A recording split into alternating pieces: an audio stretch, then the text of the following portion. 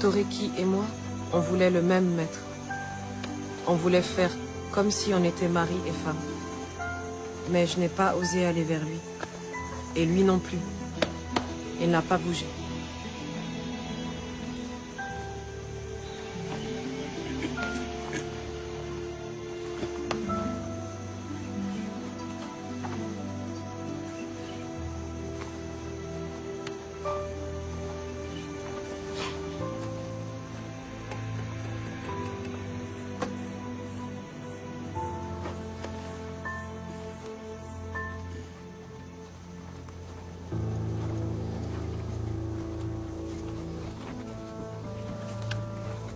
Est vendu 270 captifs, dont 136 répartis en 18 lots de 3 à 6 membres.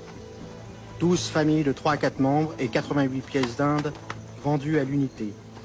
Certains lots ayant plusieurs preneurs et donné la préférence au paiement comptant, que ce soit en marchandises ou en argent.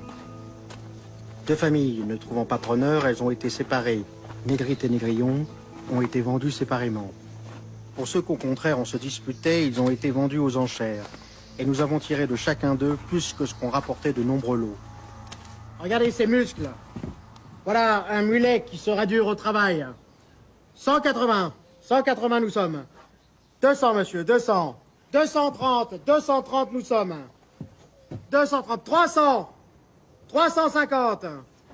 Allons, ne laissez pas passer par les pièces. 950. Oui, monsieur. 1000.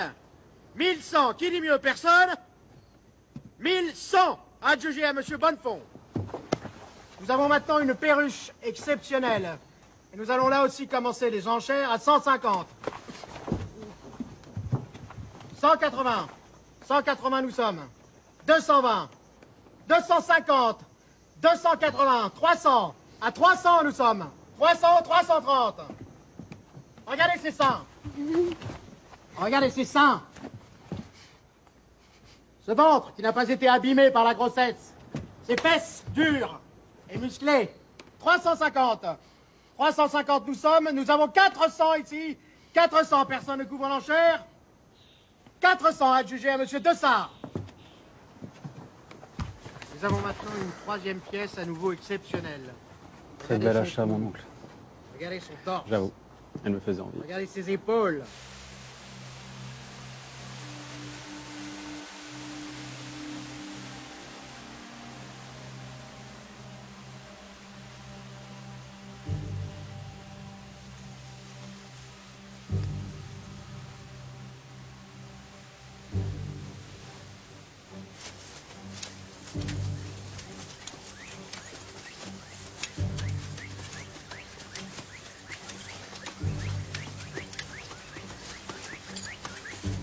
Quand nous sommes arrivés à l'habitation, comme ils appellent ici la propriété du maître, Un prêtre nous a fait un discours pour nous expliquer que nous avions de la chance. Grâce aux Blancs qui nous avaient amenés ici, nous allions entrer dans la communauté de Dieu et nos âmes seraient sauvées. Des dieux, nous en avions, mais il nous a expliqué qu'il n'y a qu'un seul Dieu et que si nous ne vivions pas dans l'amour de ce Dieu, nous brûlerions en enfer, jusqu'à la fin des temps. Je verserai sur vous une eau pure, et vous serez purifiés. De toutes vos idoles, de toutes vos souillures, je vous purifierai. Je vous donnerai un cœur nouveau. Je mettrai en vous un esprit nouveau. J'enlèverai votre cœur de pierre, et je vous donnerai un cœur de chair. Je mettrai en vous mon esprit. Alors, vous suivrez mes lois. Vous observerez mes commandements, et vous y serez fidèles. Avance. Ton nom est Sacriste. Et puis, on nous a donné un nouveau nom. Eulalie. Personne ne nous a demandé notre nom. Tu t'appelles Euseb. On a fait comme si nous n'en avions pas. On m'a juste dit, ton nom est Délie. Ton nom est Délie. Et de ce jour, on ne m'a plus jamais appelé autrement. Tu t'appelles Jean-Baptiste. J'ai appris plus tard que Toriki avait été appelé Saint Jean.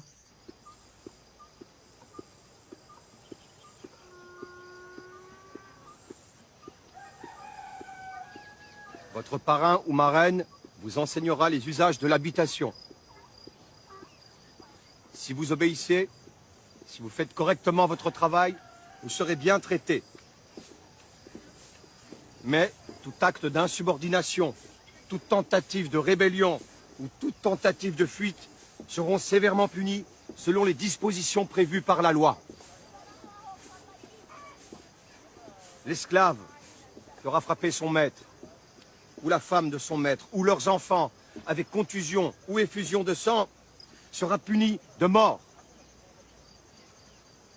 Et si vous cherchez à vous enfuir, vous serez aussi puni selon la loi. À sa première tentative, l'esclave fugitif sera marqué d'une fleur de lys à l'épaule. À la deuxième, il aura le jarret coupé. Et à la troisième, il sera puni de mort.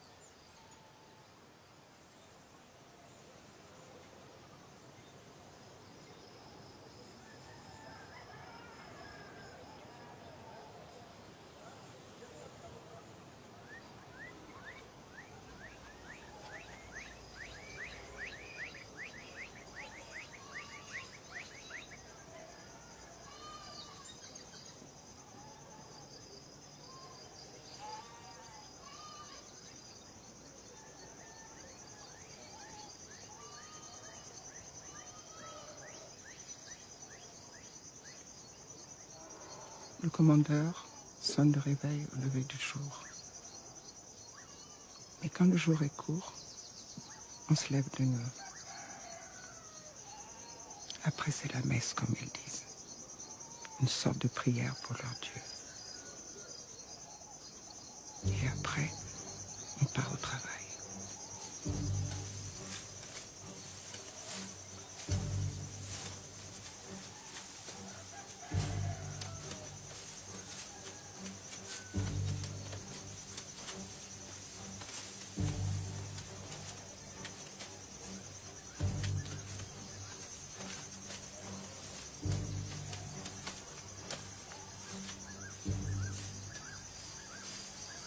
Nous avons tous un carré.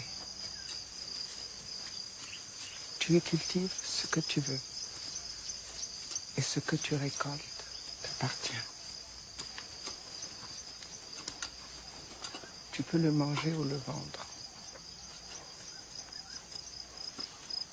Mais tu peux venir dans ton carré que le samedi.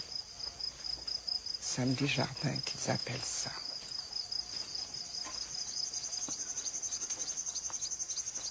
Quand tu vends quelque chose, tu gardes l'argent. Il est à toi. Mais il ne faut pas le laisser dans la case. Il y a des nègres malhonnêtes qui volent l'argent. Il y a des femmes qui rachètent leur corps avec leur corps. Mais des fois, le maître n'est pas ici, parce qu'il y a sa femme. Mais chez son neveu, c'était comme ça. Il prend une des nouvelles et la met dans son lit. Et des fois, quand la femme sait y faire, il tombe amoureux et lui donne sa liberté. Mais pas toujours, hein.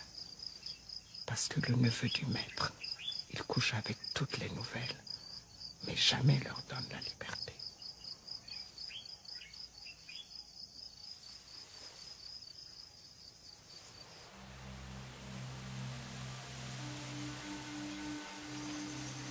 Tu peux racheter ton corps. Ça veut dire racheter ta liberté. Et la plupart des nègres qui travaillent dans ce pays de malheur meurent au travail avant d'avoir pu économiser assez. Il faut tellement d'années pour économiser que t'es vieux et plus bon à rien quand tu y arrives.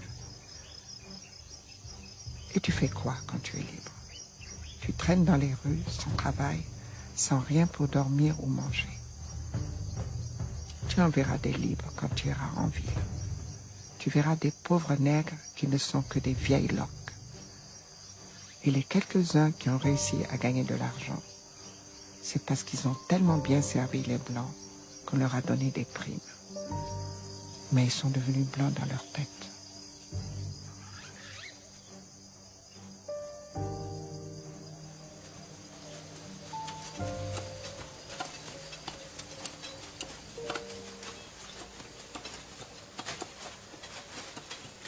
Pour moi, l'empoisonnement ne fait aucun doute. Il est mourant. Ça ne doit avoir été causé que par le poison. Alors quel poison? Je ne sais pas. Mais du poison, c'est certain. Nous avons perdu un bœuf aujourd'hui. Avec les animaux de la semaine dernière, cela fait 3 bœufs et 2 mulets. Il y a des empoisonneurs parmi vous. Ces crimes sont punis de mort. Si quelqu'un connaît les coupables, qu'il les dénonce immédiatement ou il sera poursuivi pour complicité. Je vous tiens tous pour responsables. Vous allez devoir me rembourser le prix des bêtes mortes. Pour cela, vous travaillerez le samedi et le dimanche pendant 1 mois. Si vous n'êtes pas content, dénoncez les coupables et je lèverai les sanctions. En attendant, regagnez immédiatement vos cases.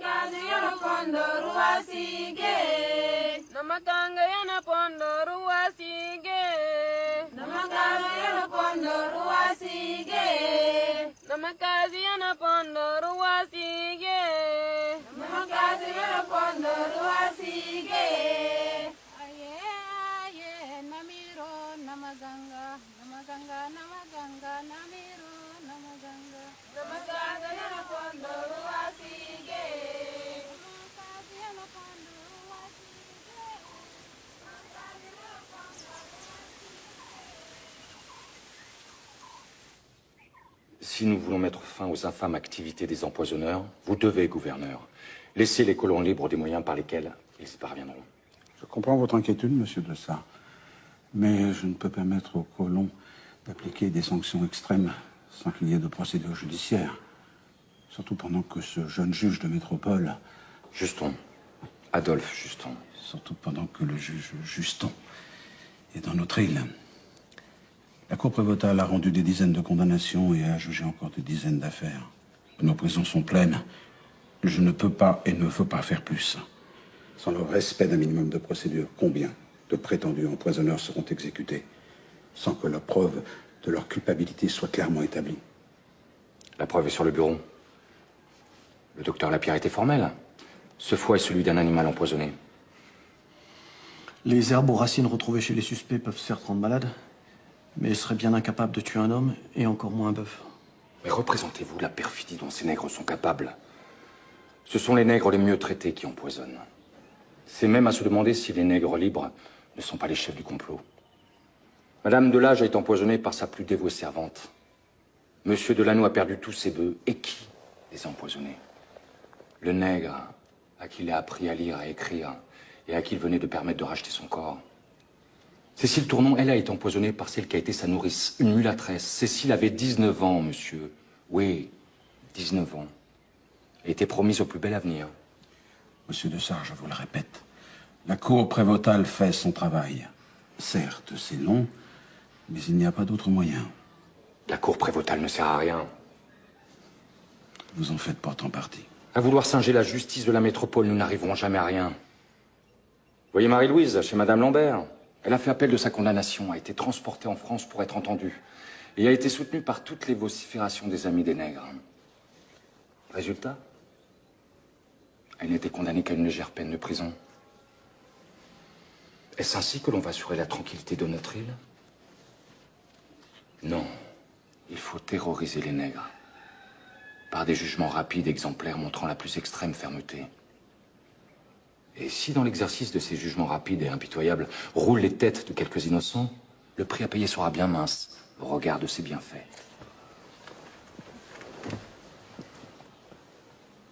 Messieurs,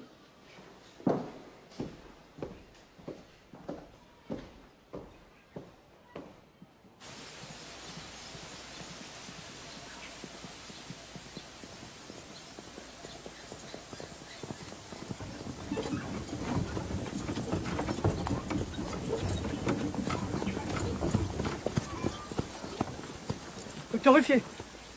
Ah, vous êtes ce jeune magistrat dont tout le monde parle? Adolphe Juston, oui. Auriez-vous quelque temps à m'accorder? Je dois aller voir un malade, mais prenons le temps de bavarder. Docteur, plusieurs choses me laissent sceptique concernant cette affaire d'empoisonnement. À commencer par l'incompétence notoire des médecins. Les signes dans lesquels le docteur Lapierre veut voir la main d'empoisonneur évoquent plutôt pour moi une forme de choléra qui frapperait autant les hommes que les animaux. Il me semble que les colons ont de tels préjugés contre les Noirs qu'ils sont incapables d'imaginer autre chose qu'un plan visant à les détruire tous. La vérité est que depuis l'indépendance de Saint-Domingue, ils ont peur, de plus en plus peur. Les plantations n'ont cessé d'être agrandies, il a fallu de plus en plus d'esclaves pour leur faire produire toujours plus de sucre. Et aujourd'hui, les esclaves sont en si grand nombre que s'ils venaient à se révolter, l'île pourrait être en un rien de temps mise à feu et à sang. Alors les colons ne dorment plus, et leurs nuits sans sommeil ne font qu'accroître leurs angoisses.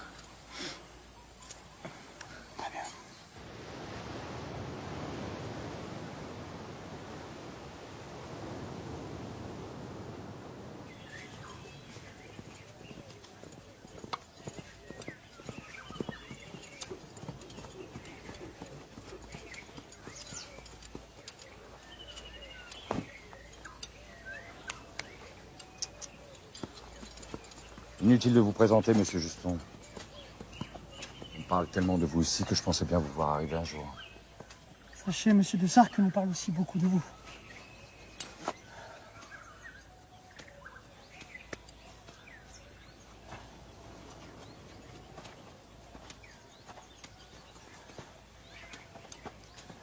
Ma femme, Bienvenue.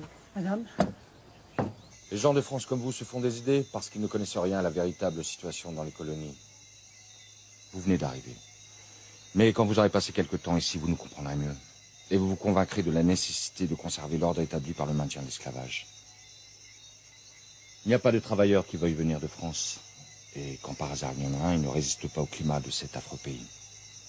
Seuls les nègres habitués à la chaleur des tropiques peuvent travailler ici. Mais la race de l'homme que nous avons accommodée est infernale et traître. Ce sont de véritables serpents. n'est-ce pas un peu excessif? Les nègres et les gens de couleur n'ont guère en vue qu'une chose, et qui fait frémir. La destruction des Blancs. Pierre. J'espère que nous trouverons à ma fille un bon parti, pour qu'elle puisse contribuer à accroître la race des honnêtes gens, tandis que nous travaillerons ici à diminuer celle des scélérats. Et c'est aussi ma mission, monsieur de Sart. Ce n'est que par les moyens les plus sévères, les exemples les plus marquants. Et en vérité, il faudrait inventer de nouveaux supplices pour faire périr les scélérats. Que nous parviendrons à maintenir notre tranquillité pendant encore quelques années. Pourtant, il me semble que vous n'avez jamais été aussi prospère. Les colonies ne redeviendront jamais ce qu'elles ont été. Mais si le gouvernement veut la conservation des colonies et les protège un peu plus que par le passé, nous rétablirons notre fortune. Croyez que ce n'est pas rien d'avoir acheté chaque année 10, 15, 20 nègres pour remplacer ceux qui sont morts. Mais ils se donnent la mort avec une facilité déconcertante. Merci.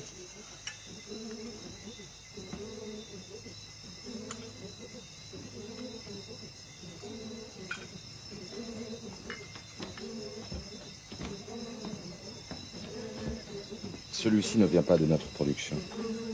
Notre café n'a pas donné cette année. Il vient de chez notre voisin. Et à la vérité, je crois qu'il est meilleur que le nôtre.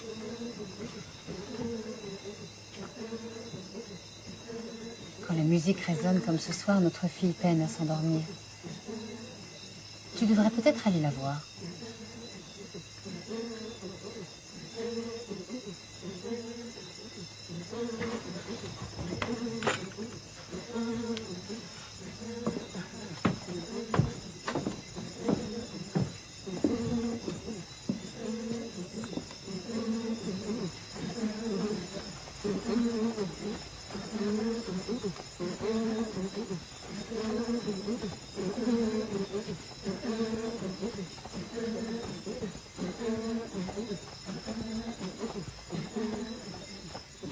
Si cette musique peut tourner la tête à des hommes faits, Dieu sait comment elle peut tourner la tête d'une jeune fille d'à peine 13 ans.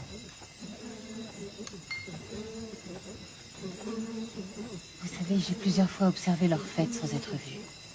Vous n'avez pas idée du point auquel les mouvements des deux danseurs sont à l'opposé de la pudeur. Voyez le nombre de mulâtres. Presque tous sont les enfants naturels de colons mariés.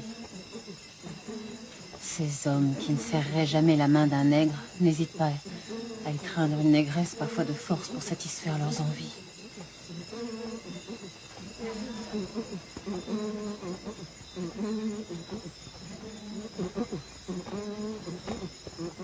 J'ai appris où se trouvait Toriki en posant des questions aux autres esclaves. Lui faisait la même chose. Il est venu me retrouver plusieurs fois à la nuit, en partant tôt le matin pour être rentré à son habitation, chez le neveu de Dessart à l'heure du réveil. Ça a duré quelques semaines, mais un jour, après que 2 esclaves sont morts de ces soi-disant empoisonnements, Pierre Dessart a interdit que nous puissions recevoir des visites. C'est à ce moment-là que nous avons décidé de nous enfuir, de partir, marrons comme ils disent.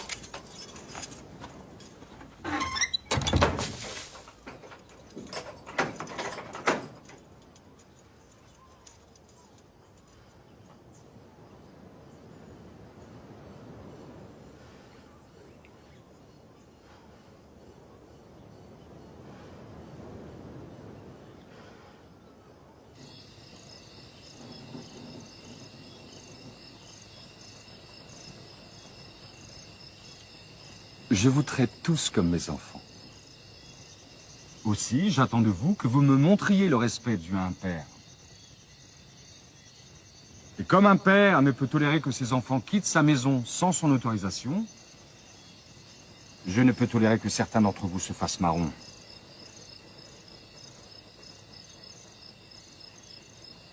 Vous connaissez tous les peines encourues en cas de fuite. Le gouvernement nous a demandé de ne plus appliquer les mutilations.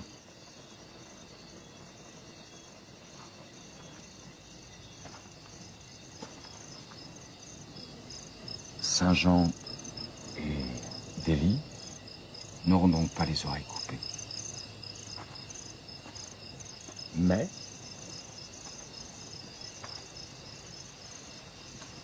la justice veut qu'ils reçoivent les châtiments qu'ils méritent.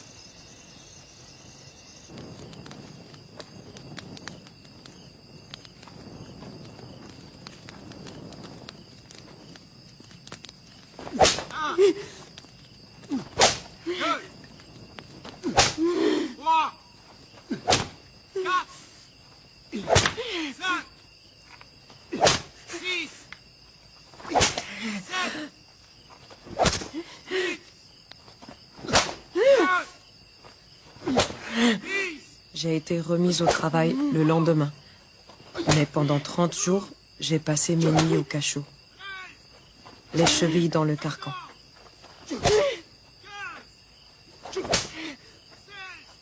Avant de m'enfermer, le régisseur frottait mes plaies avec un mélange de citron et de purée de piment. C'était pour éviter l'infection. Mais c'était une véritable torture supplémentaire.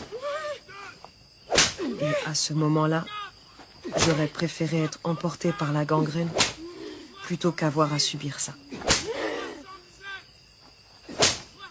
Toriki, lui, est resté 3 jours au piquet, sans manger ni boire. Après quoi, son maître, le neveu de Pierre Dessart, est venu le rechercher. Toriki ne pouvait même plus marcher. On a dû le mettre dans une carriole.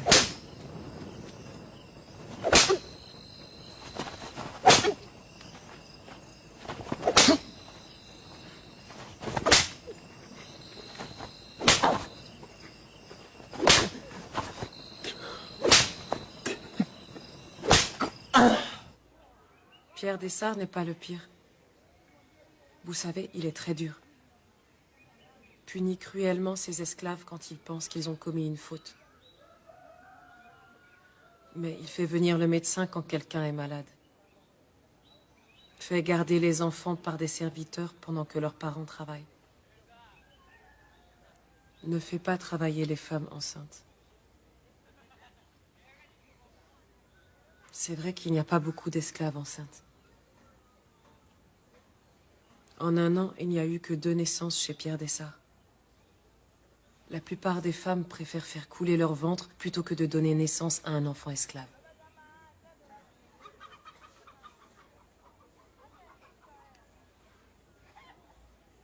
Le pire, c'est Bonnefond, le neveu de Pierre Dessart.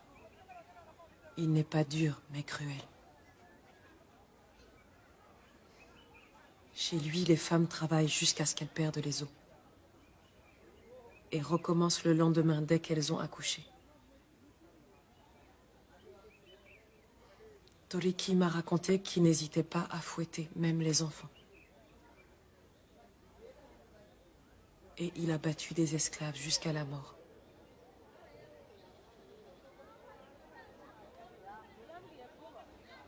Maintenant, je dois vous laisser avant que le marché soit fini.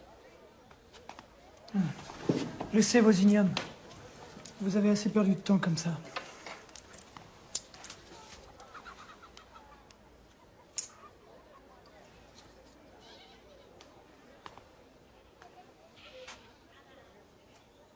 Vous savez, certains esclaves ont appris à lire. Maintenant, ils connaissent les lois.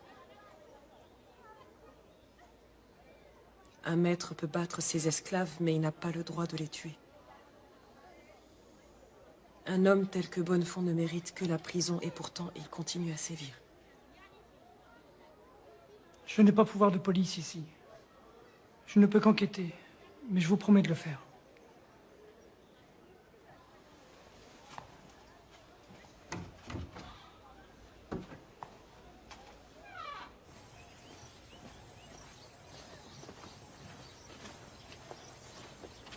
Arrête-toi.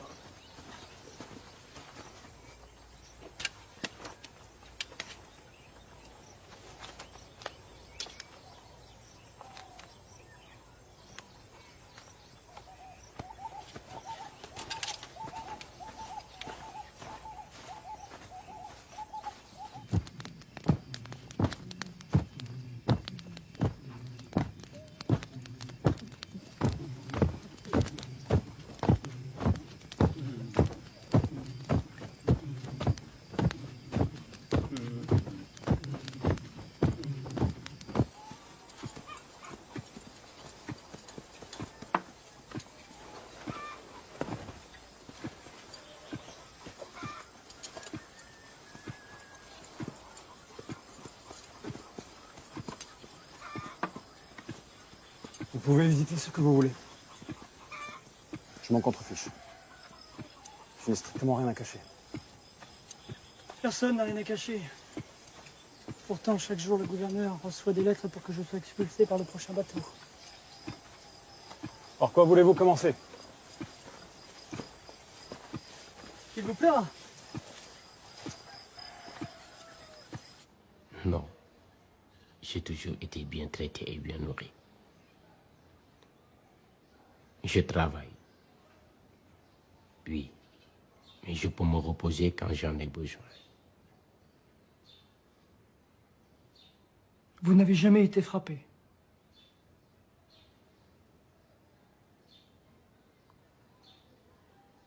Jamais.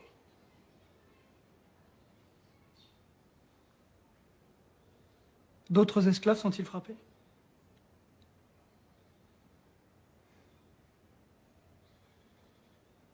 Non.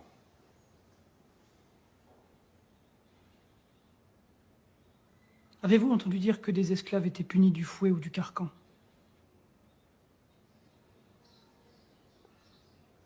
Non. Vous n'avez jamais entendu dire que des esclaves étaient cruellement punis pour avoir osé répondre à leur maître?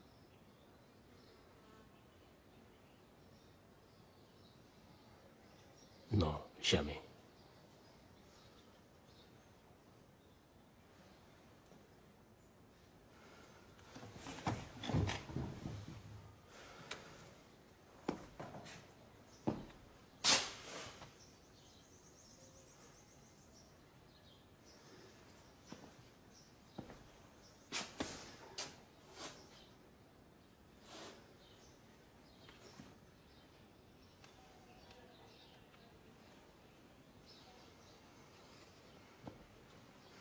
De quoi as-tu peur? Crains-tu d'être battu si tu parles?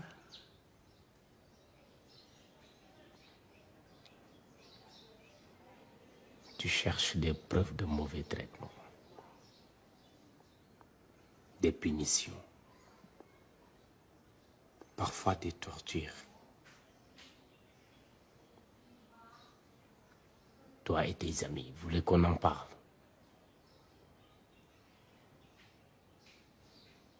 Là-bas dans ton pays, tu espères soulever le cœur des habitants de ces lointaines contrées?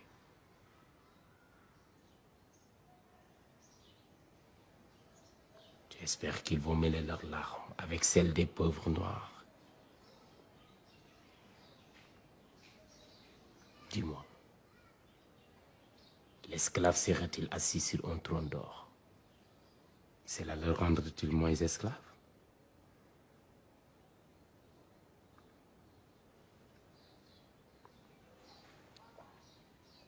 Cela le rendrait-il moins la propriété de notre homme?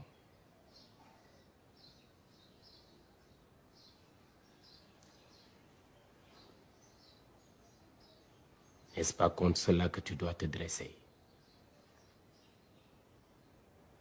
Contre le droit d'un homme à posséder un autre homme.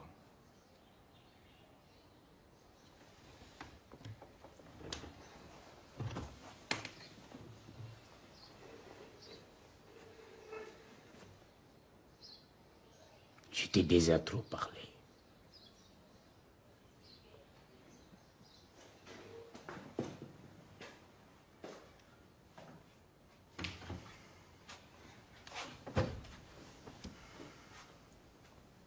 J'ai vu un planteur employer un coffre de fer, y enfermer la triste victime de son despotisme et le faire placer assez près du feu pour lui causer une douleur très vive. J'ai appris d'un jeune homme qu'afin de les reconnaître, il avait fait couper les oreilles à 6 esclaves que son père venait de lui donner. J'ai vu une négresse qui avait volé un canard recevoir 50 coups de fouet, être frottée de jus de citron pimenté, être enchaînée en plein air et y rester 15 jours pour expier le crime affreux dont elle s'était rendue coupable. J'ai vu, mais je m'arrête. Je suis là de décrire des atrocités.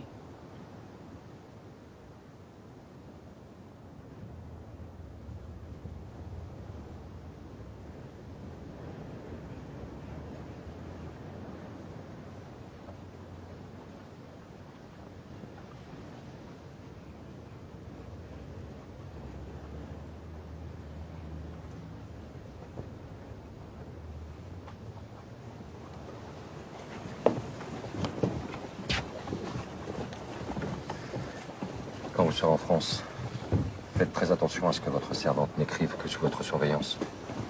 Ces coquins utilisent toutes les ruses possibles pour faire parvenir ici des textes avec lesquels ils pervertissent les nègres en leur parlant d'égalité et de liberté.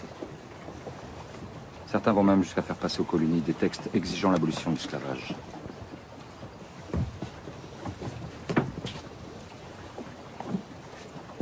Tiens, quand on parle du diable, il arrive.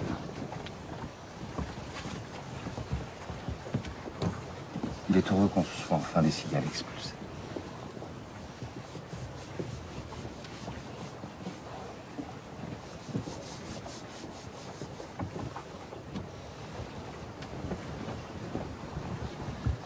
Je vous souhaite un bon voyage.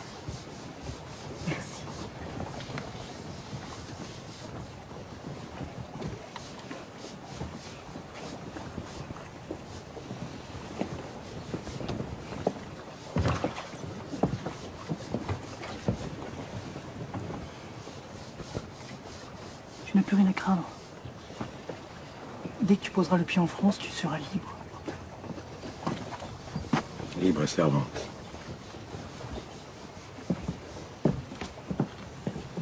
Arrête d'avoir peur. Tu vas aller en France. Tu es libre, libre. Tu peux t'occuper d'elle?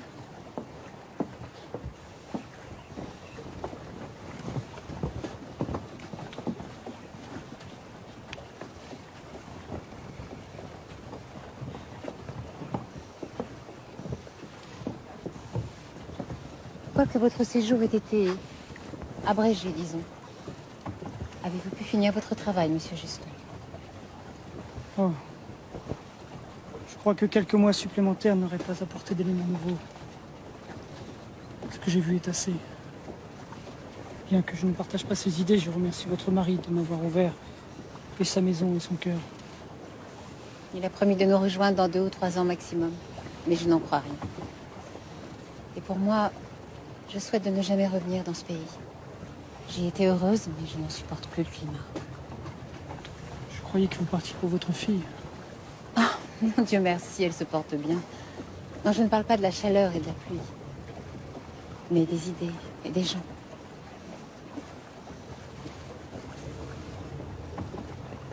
Il n'y en a que pour l'argent. L'argent, toujours l'argent. Tous les moyens sont bons pour accroître sa fortune. Il s'est établi dans cette colonie une épouvantable hiérarchie qui dicte tous les rapports entre les hommes. Ceux qui ont de l'argent méprisent les colons qui n'en ont pas. Les blancs méprisent les noirs et les mulâtres jalousent les blancs et méprisent les nègres. Il n'y a guère que ce monsieur Bicette à qui l'on fait un mauvais procès, qui, quoique mulâtre, a défendu les nègres. Et les nègres eux-mêmes n'échappent pas à ce sentiment. Les nègres domestiques méprisent les nègres à talent qui eux-mêmes méprisent les nègres des champs. Ce n'est plus dans la colonie que haine et mépris des uns envers les autres.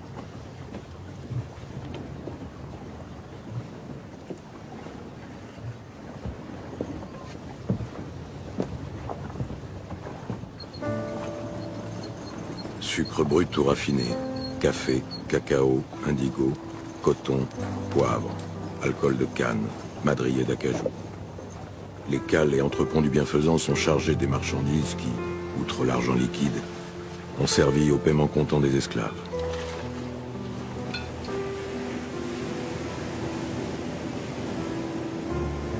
Déduction faite des frais de mise hors du bienfaisant, armement, salaire de l'équipage, marchandises de traite, assurance, remise en état du navire.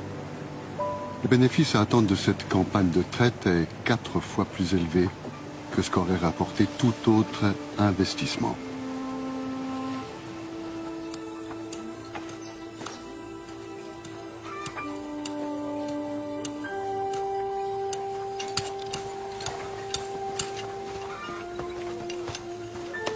Chez le neveu de mon maître, on a trouvé les cadavres d'autres animaux.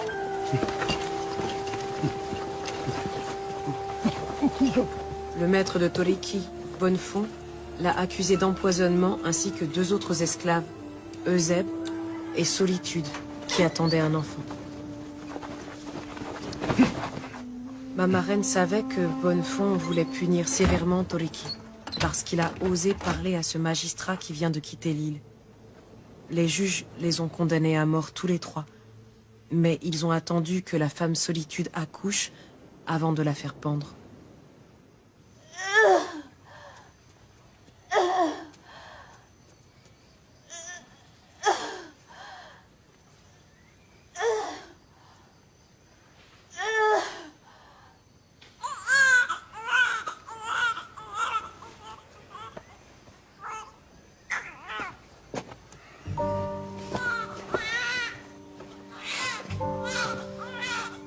J'ai demandé à voir mon maître, Pierre Dessart. J'ai juré que les preuves étaient fabriquées et Toliki innocent. Il a refusé d'intervenir. Plus tard, je l'ai supplié de racheter l'enfant de Solitude. Il a accepté et il l'a affranchi en le baptisant Agricole.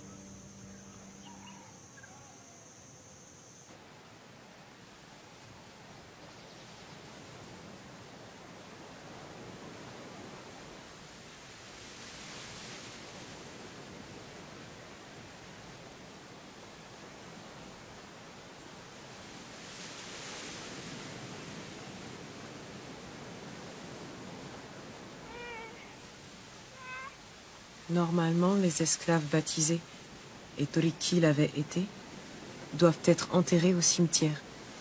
Mais on lui a refusé.